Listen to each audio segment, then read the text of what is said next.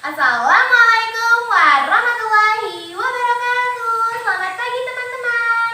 Di sini kami dari kelompok 7 akan mempresentasikan tentang wakaf. Sebelumnya perkenalkan, nama saya Nurfadla Ramadanti. Saya dari NIM 195221006. Dan rekan saya bernama Wahyu Triratnasari dari NIM 195221019. Dan teman saya yang bernama Yoga Ibnu Pratama dari NIM 195221031. Dan rekan saya yang bernama Kurnia Wulandari dari NIM 195221033. Oke, di sini kami akan menafsirkan yang bertema tentang wakaf. Sebelumnya, apa itu tentang wakaf? Apa wakaf itu tersendiri? Wakaf menurut Muhammad Jawab Mughniyah dalam fikih 5 mazhab mengatakan bahwa sejenis pemberian yang pelaksanaannya dilakukan dengan jalan menahan atau asalnya itu, lalu menjadikan manfaatnya yang berlaku bagi umum. Nah, di sini saya akan menjelaskan tentang surat Al-Baqarah ayat 261.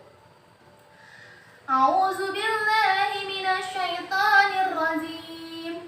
Bismillahirrahmanirrahim. Masalul ladzina yunfikuna amwalahum fi sabilillahi kamasali jabbatin ambatat sab'a sanabila fi kulli sumbulatin min atu habbah wallahu yudha'ifu liman yasha wallahu wasi'un alim. Shadaqallahul azim. Aku berlindung kepadamu dari godaan syaitan yang terkutuk dengan menyebut nama Allah yang Maha Pengasih lagi Maha Penyayang. Perumpamaan nafkah yang dikeluarkan oleh orang-orang yang menafkahkan hartanya di jalan Allah adalah serupa dengan sebutir benih yang menumbuhkan 7 bulir. Pada tiap-tiap bulir 100 biji. Allah melipat gandakan ganjaran bagi siapa yang Dia kehendaki. Dan Allah Maha luas karunia-Nya, lagi Maha mengetahui. Maha benar Allah dengan segala firman-firman-Nya. Nah, di sini dijelaskan bahwa dalam surat Al-Baqarah ayat 261 dijelaskan. Sebelumnya kita akan membahas tentang pengertian dari Al-Baqarah itu sendiri. Al-Baqarah berarti sapi betina, di mana Al-Baqarah ini merupakan surat kedua di dalam Al-Quran dan surat yang terdiri dari 280 ayat dan 6.221 kata serta 25.500 huruf yang termasuk ke dalam golongan surat Madaniyah. Surat Al-Baqarah itu diberikan julukan yaitu Mustaful Al-Quran, di mana memiliki arti yaitu puncaknya Al-Quran. Nah, selain itu, kelebihan dari surat Al-Baqarah itu sendiri yaitu memiliki ayat terbanyak di dalam Al-Quran. Dan surat Al-Baqarah itu berada di antara surat Al-Fatihah dan surat Ali Imran. Selanjutnya saya akan menjelaskan tentang asbabun nuzul. Nah, kenapa sih ayat surat Al-Baqarah ayat 261 ini diturunkan? Sebab dari diturunkannya surat Al-Baqarah ayat 261 adalah berkaitan dengan datangnya Utsman bin Affan dan Abdurrahman bin Auf kepada Nabi Muhammad SAW. Nah, kedua sahabat ini memiliki sifat yang sangat dermawan. Mereka membawakan dirham yang dinafkahkan untuk para perjuang yang terlibat dalam salah satu perang, yaitu Perang Tabuk, yang terjadi pada tahun 230 Masehi, yang merupakan serangan dari Heraklius yang terjadi di kota Madinah dan kota Damaskus. Nah, di mana kedua sahabat Nabi ini membawa harta mereka sepenuhnya untuk diberikan kepada para perjuang yang terlibat dalam perang. Contohnya, Utsman bin Affan membawa 1000 unta, sedangkan Abdurrahman bin Auf membawa 4000 dirham yang kemudian beliau berkata kepada Nabi Muhammad SAW, aku memiliki 8.000 dirham, lalu seperdua dari dirham tersebut akan aku persembahkan kepada Allah Subhanahu wa Ta'ala. Di dalam surat Al-Baqarah khususnya ayat 261 menjelaskan tentang keberkahan dan keuntungan ketika kita menginfakkan sebagian harta kita di jalan Allah. Seperti yang terdapat dalam surat Al-Baqarah ayat 21, di mana kesimpulannya adalah ketika kita menginfakkan harta kita di jalan Allah, maka kita akan mendapatkan dengan sebanding dengan sebulir benih yang menumbuhkan 7 bulir, di mana di masing-masing bulir tersebut terdapat 100 biji. Nah, Allah Subhanahu wa Ta'ala akan melipat gandakan kepada mereka yang berjihad di jalan Allah. Selanjutnya, di sini saya akan membahas tentang hubungan dengan ayat sebelumnya, yaitu pada ayat 260 dan ayat sesudahnya, yaitu ayat 262. Di mana hubungannya ayat 261 dengan 260 yaitu merupakan bahwa Allah Subhanahu wa Ta'ala akan memberikan 700 kali lipat pahala kepada orang yang bersedekah. Karena memang Allah Subhanahu wa Ta'ala Maha Kuasa dan mampu untuk melakukan apapun. Jika Allah sudah berkehendak atau kun fayakun, maka Allah akan semua itu akan terjadi. Nah, pada ayat 260 sendiri memiliki teologi yang sangat kuat, di mana berisi tentang keyakinan bahwa Allah Maha Kuasa. Sedangkan hubungan antara ayat 261 dengan 262 yaitu di mana di sini tuh menjelaskan bahwa tentang kita mendapatkan pahala berlipat ganda ketika kita menginfakkan harta kita. Itu yang disebutkan dalam ayat 261. Sedangkan yang dijelaskan pada ayat 262 yaitu dijelaskan bahwa kita tidak boleh mengungkit-ungkit harta, atau yang disebut juga dengan riya. Nah, kita tuh ketika kita memberikan harta kita kepada orang lain atau mewakafkan harta kita kepada orang lain, kita tuh tidak boleh mengungkit-ungkitnya. Karena itu akan membuat hati orang yang penerima itu tuh tersakiti. Karena kita sama aja, kita memiliki sifat riya. Kalau misalkan kita mengungkit-ungkit apa yang kita berikan kepada orang lain atau apa yang kita wakafkan kepada orang lain. Selanjutnya, apakah termasuk ayat umum atau khusus? Tentu. Surat Al-Baqarah ayat 261 ini membicarakan tentang ayat umum, di mana kita semua harus berinfak ketika kita memiliki harta yang lebih, karena sebagian harta kita ada beberapa milik orang lain. Nah, di dalam situ dijelaskan bahwa tentang orang-orang yang berinfak dan melakukan amal soleh dalam rangka mencari ridho Allah serta mendapatkan keberkahan dunia dan akhirat. Nah, karena pada dasarnya juga setiap harta yang kita miliki ada sebagian hak-hak dari orang lain, seperti kayak untuk kaum duafa, yatim piatu, atau orang yang tidak mampu. Nah, di sini saya akan menjelaskan tentang tafsir. Yang pertama itu ada tafsir tentang tafsir Al-Maraghi, di mana ayat ini menjelaskan tentang gimana keutamaan serta keberkahan infak di jalan Allah Subhanahu wa Ta'ala. Di sini Allah menjelaskan bahwa ketika kita melakukan amal kebaikan, maka kita akan mendapatkan pahala yang berlipat ganda. Serta di dalam ayat ini dijelaskan juga bahwa ketika kita mengungkit-ungkit serta membicarakan dan bahkan membatalkan sedekah harta kekayaan kita yang kita berikan kepada orang lain, itu akan menyakiti hati orang lain. Dan tentunya pahala yang kita dapatkan akan berkurang dan bahkan tidak mendapatkan pahala.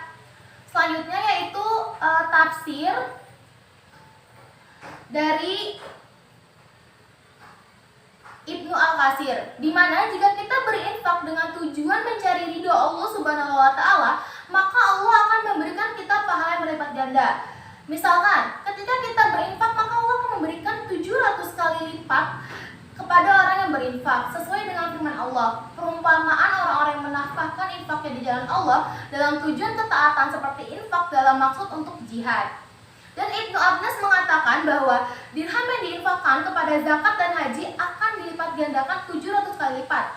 Perumpamaan ini lebih menarik dibandingkan dengan 700 kali lipat karena di dalamnya terdapat istilah serta isyarat bahwa pahala amal soleh itu dikembangkan oleh Allah bagi pelakunya.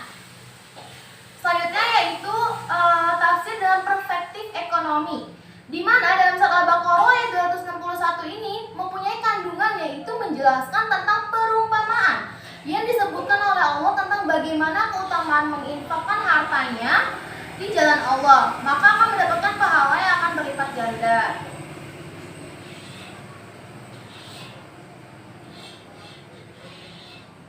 Selanjutnya, kesimpulannya yaitu dalam kesimpulan menurut tafsir semuanya yaitu di mana tafsir surat Al-Baqarah ayat 261 itu menjelaskan tentang wakaf, di mana kita harus menyisihkan sebagian harta kita dengan cara berinfak di jalan Allah. Karena dengan kita menginfakkan harta kita, kita akan mendapatkan keberkahan dan kebaikan 10 hingga 700 kali lipat. Seperti pada isi kandungan surat Al-Baqarah ayat 261 yang menjelaskan bahwa ketika kita menginfakkan harta kita di jalan Allah, ada perumpamaan yang akan sebanding dengan sebutir benih yang menumbuhkan 7 bulir, di mana bulir tersebut terdapat 100 biji.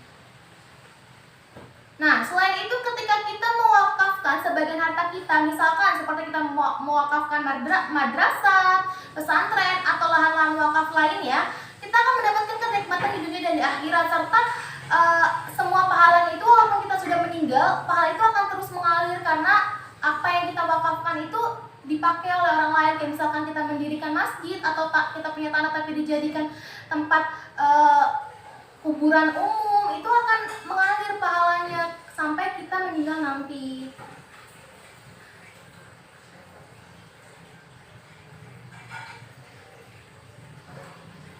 Jadi semuanya intinya ketika kita mewakafkan atau kita menginfakkan sebagian harta kita, kita tidak akan merasa rugi atau merasa sia-sia, malah kita akan mendapatkan kenikmatan yang lebih dari itu.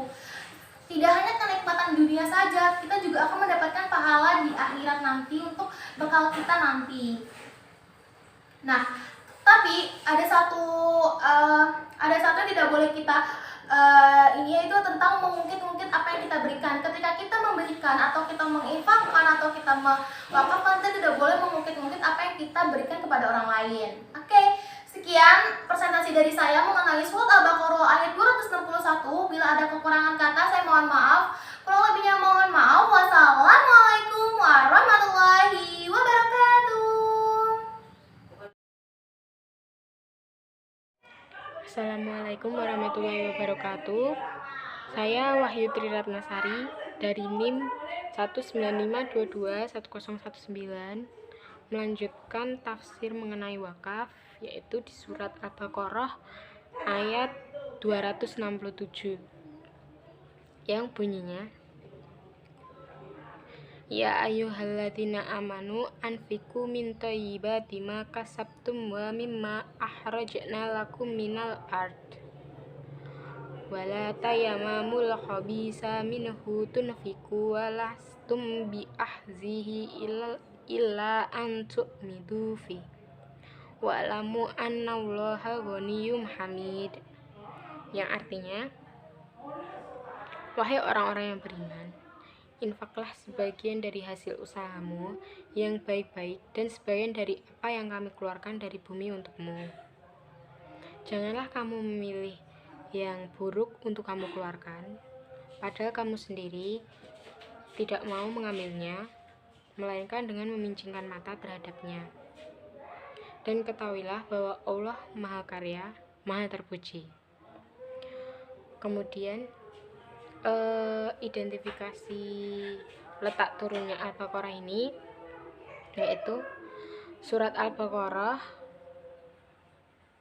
yang artinya sapi betina, surat kedua dari Al-Quran, terdiri dari 286 ayat, 6.221 kata, dan 25.500 huruf. Surat ini tergolong surat Madaniyah. Kemudian asbabun nuzul dari surat Al-Baqarah ayat 267 ini. Ayat ini diturunkan berkenaan dengan orang-orang Ansor, di mana dahulu orang Ansor apabila tiba masa panen buah kurma, mereka mengeluarkan buah kurma yang belum masak dengan benar, belum matang sepenuhnya dari kebun kurmanya. Kemudian mereka menggantungkan di antara kedua tiang masjid dengan tali, di mana masjid itu merupakan masjid Rasul. Maka orang miskin dari kalangan muhajirin makan buah kurma tersebut. Lalu ada seorang laki-laki dengan kalangan kaum Ansor dengan sengaja mencampurkan kurma yang buruk. Ia menduga bahwa hal tersebut diperbolehkan.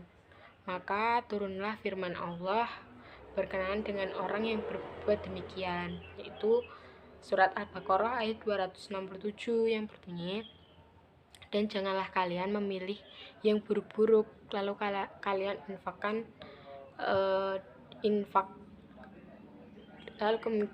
infakkan. Kemudian ada hubungan dengan ayat sesudah atau sebelumnya. Jadi ayat surat Al-Baqarah ayat 267 ini tidak memiliki hubungan apapun baik dari ayat sebelumnya ataupun ayat sesudahnya. Akan tetapi ada salah satu hadis yang sedikit berhubungan dengan ayat tersebut, yaitu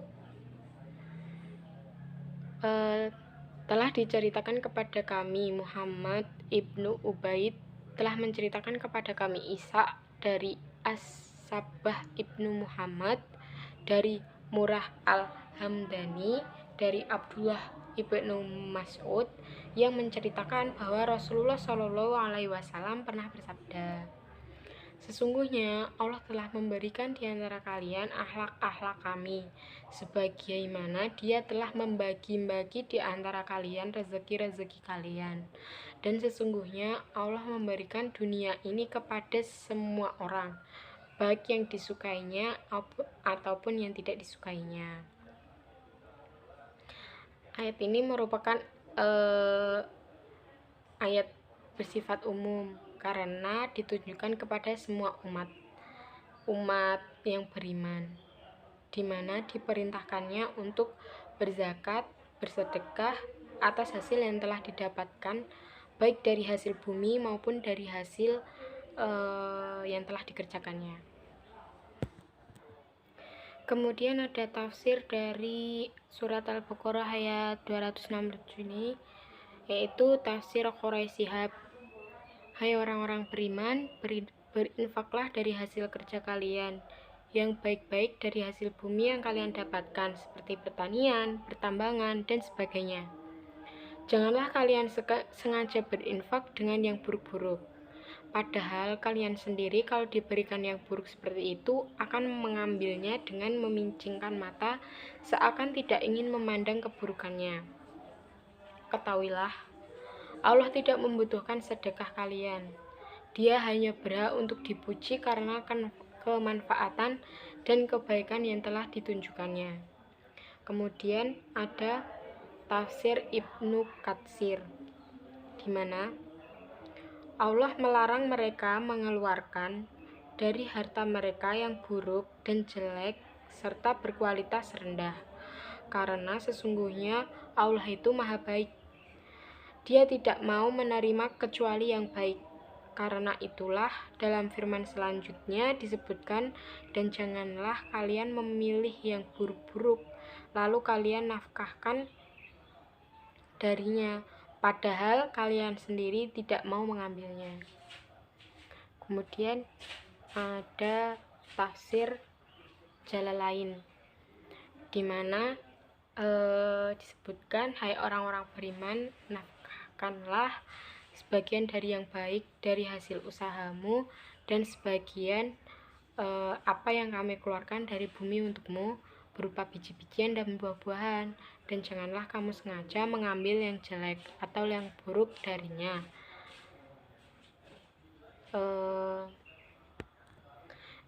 Kemudian kesimpulan dari tafsir Al-Baqarah surat Al-Baqarah ayat 267 ini merupakan diperintahkan untuk orang-orang yang beriman diberikan kesempatan dalam bersedekah, berbagi rezeki kepada sesama umatnya. Diperintahkannya bersedekah baik dari hasil bumi ataupun hasil mata pencaharian sehari-hari, karena sebagian dari hartamu merupakan harta orang lain pula. Dan hal ini diperkuat dengan sebuah hadis yang mengatakan, sesungguhnya Allah telah membagikan di antara kalian akhlak-akhlak kalian sebagaimana Dia telah membagi-bagi di antara kalian rezeki-rezeki kalian. Dan sesungguhnya Allah memberikan dunia ini kepada semua orang, baik yang disukainya maupun yang tidak disukainya. Cukup sekian dari saya, kurang lebihnya saya mohon maaf. Wassalamualaikum warahmatullahi wabarakatuh. Assalamualaikum warahmatullahi wabarakatuh. Perkenalkan, nama saya Yoga Ibnu Pratama, NIM 031 dari kelas AKS 3A, akan membacakan tafsir tentang wakaf dari surah Ali Imran ayat 92. Yang pertama saya akan membacakan surah Ali Imran ayat 92. A'udzubillahi minasyaitonirrajim. Bismillahirrahmanirrahim. Lan tanalu birra hatta tunfiqu mimma habibun wa ma tunfiqu min syai'in fa innallahi bihi alim. Yang artinya, kamu sekali-kali tidak sampai kepada kebajikan sebelum kamu menafkahkan sebagian harta yang kamu cintai, dan apa saja yang kamu nafkahkan maka Allah Maha mengetahui. Surah Ali Imran atau yang berarti keluarga Imran adalah surah ketiga dari Al-Quran, merupakan salah satu surah Madinah. Surah Ali Imran surah ketiga berdasarkan penulisan ke-34 sesuai wahyu, karena menyebutkan nama Imran dan keluarganya. Volume mencakup kurang lebih 1,5 juz dari Al-Quran. Konten utama dari surah Ali Imran adalah berkenan dengan ajakan orang-orang yang beriman kepada persatuan dan kesabaran dalam menghadapi musuh-musuh Islam, tauhid, sifat-sifat Tuhan, jihad, amar ma'ruf nahi munkar, ta'ali, tabari, dan haji dikaji dalam surah ini. Dan surah ini pun menjelaskan sejarah para nabi seperti Nabi Nuh, Nabi Ibrahim alaihissalam, Nabi Musa alaihissalam, Nabi Isa alaihissalam, dan kisah Sayyidah Maryam dan perjalanan-perjalanan yang dapat dipetik dari perang Uhud dan perang Badar. Yang ketiga, asbabun nuzul. Sebab turunnya ayat ini diriwayatkan dari Anas bin Malik radhiyallahu anhu. Beliau berkata, Abu Tohah adalah orang Ansor kaya yang paling banyak memiliki kebun kurma di Madinah. Dia sangat mencintai kebunnya yang berhadapan dengan masjid. Rasul suka masuk ke sana dan minum air segar dari mata airnya. Tatkala turun ayat ini, Abu Toha, wahai Rasul, berkata, Allah telah menegaskan bahwa tidak akan mendapatkan kebajikan kecuali menginfakkan apa yang dicintai. Harta yang amat saya cintai adalah kebun Buraiha. Maka dengan ini saya sedekahkan karena Allah. Saya mengharapkan kebaikan dari sisi Allah. Hubungan ayat Ali Imran dengan ayat sebelumnya dan ayat setelahnya. Hubungan ayat Ali Imran ayat 92 dengan ayat 91. Surah Ali Imran ayat 92 tidak memiliki hubungan dengan ayat 91 karena ayat 91 membahas tentang peringatan kepada orang-orang kafir yang beriman, kemudian kekafirannya makin bertambah, yakni terus-menerus hingga kafirannya hingga mati, bahkan tobat mereka tidak diterima di saat matinya. Sedangkan hubungan dengan ayat 93, surah Ali Imran ayat 92 tidak memiliki hubungan dengan surah Ali Imran ayat 93 karena surah Ali Imran ayat 93 membahas tentang halal dan haram pada kaum Bani Israel. Ayat 92 dalam surah Ali Imran merupakan ayat umum dikarenakan ditujukan untuk semua manusia, dan barang yang diwakafkan adalah barang-barang yang dicintainya. Tidak tertera secara pasti apakah barang yang diwakafkan itu bangunan, perhiasan, atau dan lain-lain. Maka dari sebab itu surah ayat Al-Imran ayat 92 merupakan ayat yang umum. Yang ketiga, tafsir Al-Manar. Tidak ada yang sembunyi baginya apakah itu sesuatu yang disenangi oleh kalian dan adanya ketundukan dalam menginfakannya, dan apakah kalian ikhlas dalam menginfakkan atau kalian hanya pamer dan ingin terkenal naik pangkatnya. Maka Allah Azza wa Jalla memberikan ganjaran atas apa yang kalian infakkan sesuai dengan niat kalian. Yang kedua, tafsir Al-Misbah oleh Muhammad Quraisy Shihab Kalian wahai orang-orang mukmin tidak akan memperoleh kebajikan dan kebaikan sempurna dan diridhoi seperti harapan pun kecuali apakah kalian mengeluarkan sebagian barang kecintaan kalian untuk berbagai jalan Allah. Apapun yang kalian keluarkan ini sedikit ataupun banyak berupa materi dan lainnya pasti diketahui Allah, sebab Allah Maha mengetahui. Yang terakhir, tafsir Muyasar oleh tim Mu'ajjama Rajafat Ar-Rohan Syekh Alamah Dr. Salih bin Muhammad Al-Syekh. Kalian tidak akan meraih surga sebelum kalian mensedekahkan apa yang kalian cintai. Apapun yang kalian sedekahkan, sedikit ataupun banyak, maka Allah mengetahuinya dan Dia akan membalasnya siapa yang berinfak sesuai dengan amalnya.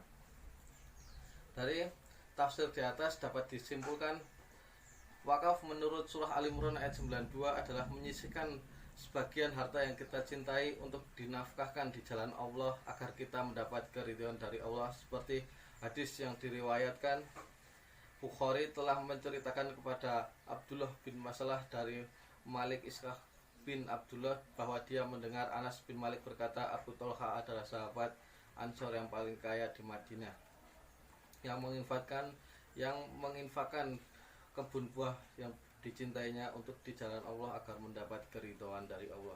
Cukup sekian yang dapat saya sampaikan, kurang lebihnya mohon maaf. Wassalamualaikum warahmatullahi wabarakatuh. Saya Kurnia Wulandari, NIM 033. Saya akan sedikit menerangkan mengenai Quran Surat Al-Hajj ayat 77 yang berbunyi, A'udzubillahi minasyaitonirrajim. Bismillahirrahmanirrahim. Ya ayyuhalladzina amanu rka'u wasjudu wa'budu rabbakum waf'alul khaira la'allakum tuflihun. Yang artinya, hai orang-orang yang beriman, rukuklah kamu dan sujudlah kamu, dan sembahlah Tuhanmu, dan perbuatlah kebajikan, supaya kamu mendapatkan kemenangan.